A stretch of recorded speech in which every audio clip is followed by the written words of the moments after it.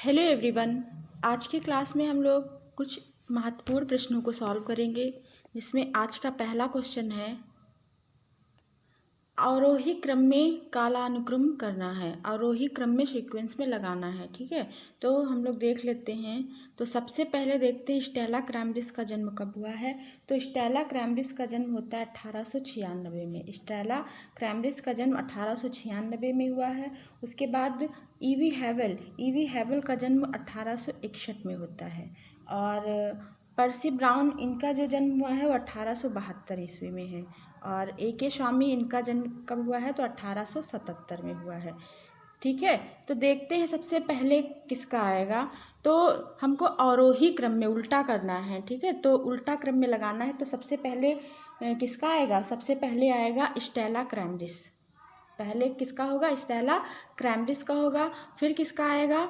फिर ए.के. स्वामी। स्टेला क्रैमब्रिज देख लेते हैं, स्टेला क्रैमब्रिज इसमें है और ए.के. स्वामी सी ऑप्शन में देखिए आप लोग। और उसके बाद कौन आएंगे? Percy Brown. फिर नेक्स्ट लास्ट में कौन आएंगे? E B Havell. तो इसका मतलब क्या है? Answer number option number C will be right. Okay, Stella Kramrisch आएंगे, फिर ए.के. स्वामी, फिर पर्सी ब्राउन, फिर ईवी हैवेल आएंगे। फिर अगला क्वेश्चन देखते हैं। क्वेश्चन है भारतीय चित्रकला के षडांग में वर्णित तत्वों का सही क्रम करना है। तो सबसे पहले क्या आता है? रूप भेद, फिर प्रमाण आता है, फिर भाव आता है, फिर लावण आता है, फिर वर्णिक सादृश्य आता है, फिर वर्णिका भंग। तो इसका मतलब इसका 2 ऑप्शन विल बी राइट होगा, सॉरी सी ऑप्शन राइट होगा। फिर अगला क्वेश्चन देखते हैं। निम्नलिखित में से कौन सा अकबर के शासनकाल से संबंधित नहीं है? कौन सा ग्रंथ अकबर के शासनकाल से संबंधित नहीं है? तो हमजानामा भी है, तूतीनामा भी है, अकबरनामा भी है, लेकिन पातशाहनामा नहीं है। पातशाहनामा किसके समय चित्रित हुआ था? तो ये शाहजहाँ के समय चित्रित हुआ था। फिर अगला क्वेश्चन देखते हैं। दक्षिणी शैली मूलतः कहाँ केंद्रित थी? तो दक्षिणी शैली जो है मूलतः वो बीजापुर में केंद्रित थी। फिर नेक्स्ट क्वेश्चन है सालारजंग संग्रहालय ये किस शहर में स्थित है? सालारजंग संग्रहालय है ये कहाँ पे स्थित है? तो हैदराबाद में। ठीक है, हैदराबाद में। B will be right answer. अगला क्वेश्चन है ब्रह्मा के 4 जो मुख हैं वो किसके प्रतीक है? वो तो 4 वेदों के ये प्रतीक हैं। फिर है NID कहाँ है? NID ये कहाँ स्थित है? तो ये गुजरात में स्थित है। सी विल बी राइट आंसर। फिर नेक्स्ट क्वेश्चन क्या है? रुचिका आर्ट गैलरी ये कहाँ स्थित है? तो रुचिका आर्ट गैलरी ये गोवा में है। गढ़ी कला केंद्र, गढ़ी कला केंद्र है वो कहाँ से संबंधित है? जो गढ़ी कला केंद्र के कह सकते संस्थापक कौन थे? तो शंकर चौधरी। 1976 में इसकी क्या होती है? स्थापना होती है 1976 में। तो ललित कला अकादमी से संबंधित है, ललित कला अकादमी से। फिर देखते हैं चीनी चित्रकला का षडंग किसने लिखा है? चीनी चित्रकला का षडंग किसने लिखा है? तो सी हो ने लिखा है। किसने लिखा? सी हो ने।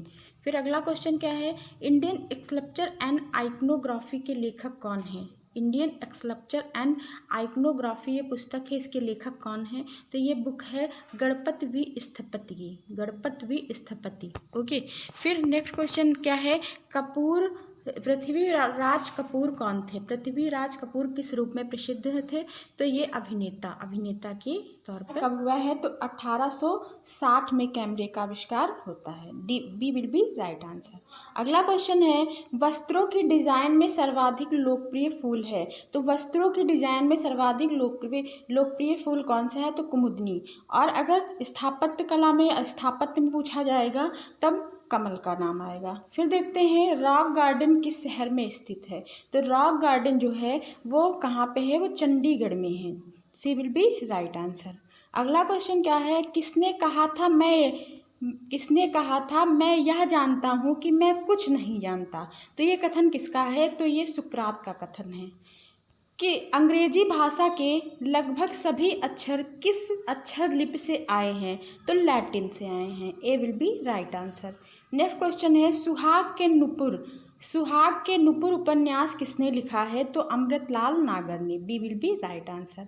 अगला क्वेश्चन क्या है? विख्यात कला इतिहासकार और कला समीक्षक आनंद केंटिस कुमार स्वामी को चित्रों का प्रवर्तक अध्येय माना जाता है। तो किस शैली से संबंधित हैं? तो राजस्थानी शैली से संबंधित हैं। मधुबनी लोक शैली का संबंध किस राज्य से है? तो ये बिहार के जितवारपुर से संबंधित है। फड़ लोक कला किसका एक रूप है? तो ये भीलवाड़ा से संबंधित है जो राजस्थान में है। फिर अगला देखते हैं, मूर्ति दीदारगंज यक्षिणी इन शैलियों में से किससे संबंधित हो सकती है? किस शैली से संबंधित है? तो दीदारगंज की जो यक्षिणी मूर्ति है ये मौर्यकालीन है, मौर्य शैली से संबंधित है। फिर देखते हैं, सूर्य मंदिर का सही काल अनुक्रम या काल क्रमिक अनुक्रम बताइए। सीक्वेंस में लगाना है इसको। तो सबसे पहले कौन सा आएगा? सबसे मार्तेंड को देखते हैं तो ये 8वीं शताब्दी में बन के तैयार हुआ था। ओसियान ये 10वीं शताब्दी में बना था, और मुंडेरा ये 11वीं शताब्दी में बना था, और कोणार्क ये 13वीं शताब्दी में बना था। ठीक है, तो इसका सीक्वेंस हम लोग देख लेते हैं। सबसे पहले आएगा मार्तेंड सूर्य मंदिर, फिर ओशियान, फिर मुंडेरा, फिर कोणार्क। इसका मतलब कौन सा ऑप्शन सही होगा? तो ऑप्शन नंबर ए ही राइट होगा। Option number A will be right. Okay, फिर आगे देखते हैं, आगे क्वेश्चन क्या है। क्वेश्चन है, पोर्सिलेन मिट्टी या चीनी मिट्टी के बर्तनों की ढलाई केवल निम्नलिखित प्रक्रिया द्वारा की जा सकती है। तो वो कौन सी प्रक्रिया है? तो वो है स्लिप कास्टिंग प्रक्रिया से। ठीक है, फिर आगे देखते हैं। आगे अगला क्वेश्चन क्या है? क्वेश्चन है, प्रसिद्ध स्टोन रिलीफ यक्षी चंद्रा निम्न में से कहाँ से संबंधित है? तो यक्षी चंद्रा जो स्टोन रिलीफ है, ये मूर्ति है, तो ये कहाँ से संबंधित है? तो भरहुत से संबंधित है। A will be right answer.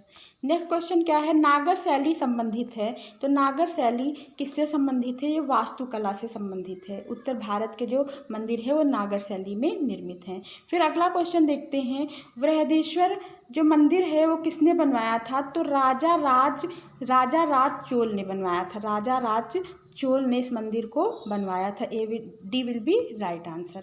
फिर अगला क्वेश्चन देखते हैं। क्वेश्चन है, इनमें से दो युगों के बीच रीतिवाद जो है वो इनमें से किन दो युगों के बीच अस्तित्व में आया? तो रेनेसां और बरोक का नाम आता है। फिर अगला क्वेश्चन देखते हैं।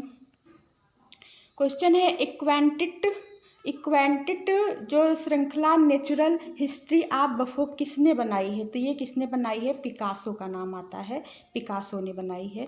फिर अगला क्वेश्चन क्या है? नेक्स्ट क्वेश्चन,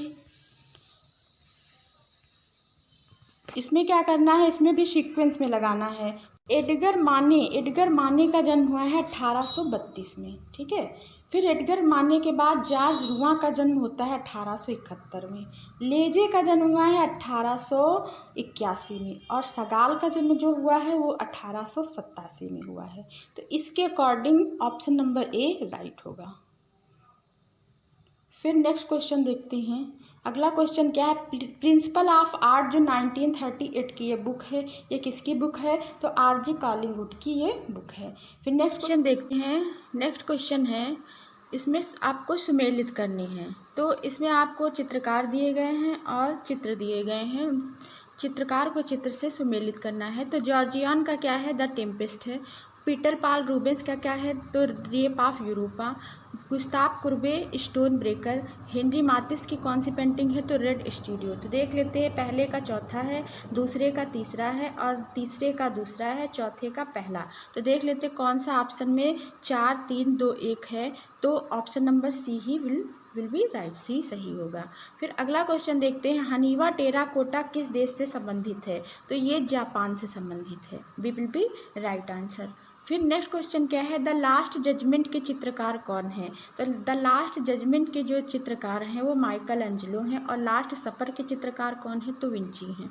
फिर देखते हैं, नौ प्रभावाद का जनक कौन था? नौ प्रभावाद का जनक कौन था? तो नौ प्रभावाद का जनक जॉर्ज सोरा। इसका नाम आता है जॉर्ज सोरा का। ओके, तो कौन सा ऑप्शन सही होगा? Option number D will be right. Next question देखते हैं, टर्किश बाथ ये पेंटिंग है, तो इसके चित्रकार कौन है? टर्किश बाथ, तो इसके चित्रकार कौन है? तो इसके चित्रकार हैं अग्र, या इंग्रेस भी कहते हैं इनको। अग्र को क्या कह सकते हैं? इंग्रेस भी कहते हैं, अग्र भी इनको कहते हैं। फिर अगला क्वेश्चन क्या है? स्पेन का अति यथार्थवादी कलाकार कौन है? तो स्पेन का अति यथार्थवादी कलाकार है सल्वाडोर डाली। ओके, फिर नेक्स्ट क्वेश्चन क्या है? नौ प्रभावात के प्रणेता, फिर वही क्वेश्चन आ गया। तो नौ प्रभावात के प्रणेता कौन है, किसका नाम आएगा, तो जॉर्ज सोरा का नाम आएगा। फिर नेक्स्ट क्वेश्चन है, निम्नलिखित में से कौन पोस्टरों के लिए प्रसिद्ध है। त्रेक, टी लात्रेक होगा यहाँ पे। फिर अगला क्वेश्चन देखते हैं, या टी लात्रे भी कह सकते हैं। नेक्स्ट क्वेश्चन है, द पोटैटो ईटर, ये चित्र किसका है, ये पेंटिंग किसकी है, तो ये वैन गॉग की पेंटिंग है, Vincent van Gogh. A will be right answer. Next question है, आगे देखते हैं। क्वेश्चन है, bather in front of a tent, bather in front of a tent, ये जो पेंटिंग है ये किसकी पेंटिंग है, तो ये पॉल सेजान की पेंटिंग है। पॉल सेजान जो उत्तर प्रभाववादी कलाकार हैं।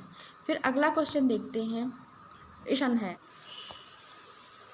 तो इसमें देख लेते हैं टर्नर की कौन सी पेंटिंग है, क्रॉसिंग द ब्रिज है, स्टैनली स्पेंसर की द रिजरेक्शन है, पाल क्ली का मौत और आग, और विलियम होगार्थ की कौन सी पेंटिंग है, द सिंप गर्ल। तो पहले ऑप्शन नंबर कौन सा सही होगा, ऑप्शन नंबर ए में ही है, तो ए विल बी राइट आंसर। फिर अगला क्वेश्चन देखते हैं, एडवर्ड मुंक ने 4 संस्करणों में किस प्रसिद्ध चित्रकला को चित्रित किया है, तो द स्क्रीम को। फिर अगला क्वेश्चन देखते हैं, माइकल एंजेलो का जन्म 6 मार्च कैप्रेस में हुआ था, तो 6 मार्च 1475 में हुआ था। फिर नेक्स्ट क्वेश्चन क्या है, लिनार्डो दी विंची के गुरु कौन थे, तो लिनार्डो दी विंची के जो गुरु थे वो वेरेशियो। ए विल बी राइट आंसर। फिर जॉर्ज मूर का व्यक्ति चित्र किसने बनाया है, तो एडवर्ड माने ने बनाया है। जॉर्ज मूर का व्यक्ति चित्र किसने बनाया है, तो किसने बनाया है, एडवर्ड माने ने बनाया है।